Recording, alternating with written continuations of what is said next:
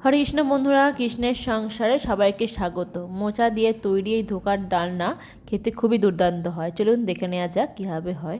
এখানে কিছু মোচা আমি ছাড়িয়ে নিয়েছি।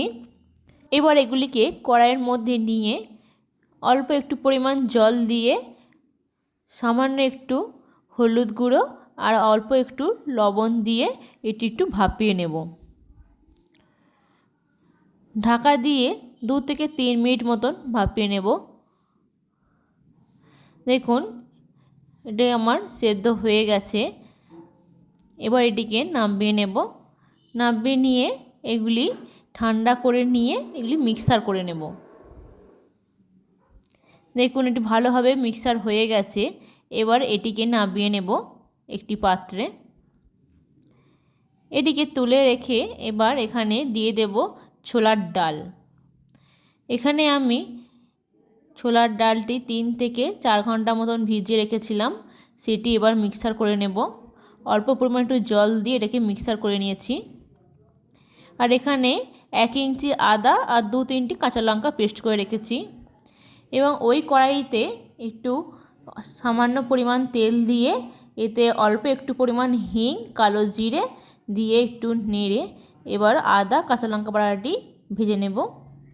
ভাজা হয়ে গেলে এবার অল্প পরিমাণ একটু হলুদ দিয়ে এটি ভালো করে একটু কষিয়ে নেব। হয়ে গেলে এবার দিয়ে দেব বেটে রাখা মোচার পেস্টটি। মোচার পেস্টটি দিয়ে এবার 1 থেকে 2 মিনিট মতন একটু নেড়ে চেড়ে একটু ভাজা ভাজা করে নেব। এবার দিয়ে দেব বেটে রাখা ছোলার ডালের পেস্টটি। দিয়ে দেব স্বাদ অনুযায়ী লবণ। যেহেতু আমি অল্প একটু মোচাতে যখন সেদ্ধ হয় লবণ দিয়েছিলাম, তাই পরিমাণে অল্প একটু লবণ দিলাম। আর অল্প পরিমাণ একটু চিনি দিয়ে এটি ভালো করে মিশিয়ে নেব। যখন দেখবেন মিশ্রণটি থেকে একদম জল শুকনো হয়ে গেছে এবং কড়াই থেকে উঠে আসছে, সেই সময় এটি এবার নামিয়ে নেব। একটি থালা নিয়েছি। এবার এতে চারিদিকটা একটু তেল মাখিয়ে নেব যাতে এটি ভালো হয়ে সেট হয়ে যায়। এবার এটি দিয়ে ভালো করে হাতে করে একটু গোল শেপ দিয়ে দেব। এইভাবে হাতে করে চেপে চেপে এটিকে গোল মতন শেপ দিয়ে দেব। এদিকে আমি কড়াইয়ে তেল দিয়ে আলুগুলি একটু ভালো করে ভেজে নেব। আলুগুলি আমি আগে একটু অল্প সেদ্ধ করে রেখেছিলাম। আলুগুলি ভাজা হোক ততক্ষণে আমি মোচার ধোকাটি পিস করে নেব। এইভাবে ছুরির সাহায্যে আমি চৌকো চৌকো করে পিস করে নিচ্ছি। আপনারা চাইলে এটা বরফি সাইজেও পিস করতে পারেন। আমি এইভাবে চৌকো চৌকো করে পিস করে দিয়েছি। দেখুন কত সুন্দর এটি সেট হয়েছে। এবার এইগুলিকে রেখে দেব। এদিকে আমার আলুগুলিও কালার ধরে গেছে, ব্রাউন কালার হয়ে এসেছে। এবার আরেকটু এটিকে ভেজে নেব।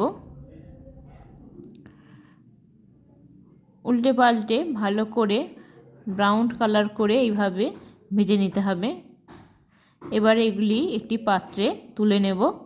এবারে এই বাকি তেলটিতে ধোকার পিসগুলি দিয়ে ভেজে নেব।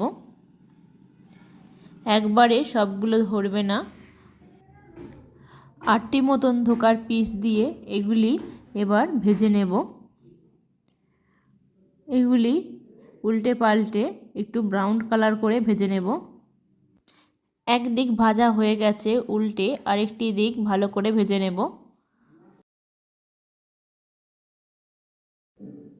এইভাবে দুদিক ভালোভাবে ভেজে নেব। এইভাবে ভাজা হয়ে গেলে এবার এগুলিকে একটি পাত্রে তুলে নেব।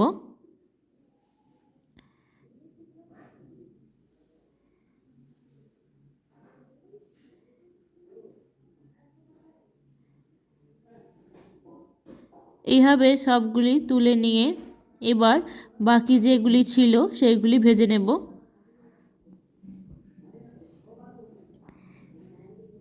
এগুলো ভাজা হোক ততক্ষণে একটি মশলার পেস্ট তৈরি করে নেব। এখানে নিয়ে নিয়েছি একটি টমেটো কুচি, 1 ইঞ্চি মতন আদা আর 2টি কাঁচা লঙ্কা, একটু ধনে পাতা দিয়ে ভালো করে এটি মিক্সার করে নিয়েছি। এখানে ধোকাগুলিও একদিক ভাজা হয়ে গেছে, উল্টে ভালো করে আরেক দিক ভেজে নেব। দুই দিকই ভালো করে ভাজা হয়ে গেছে, এবার এগুলিও তুলে নেব।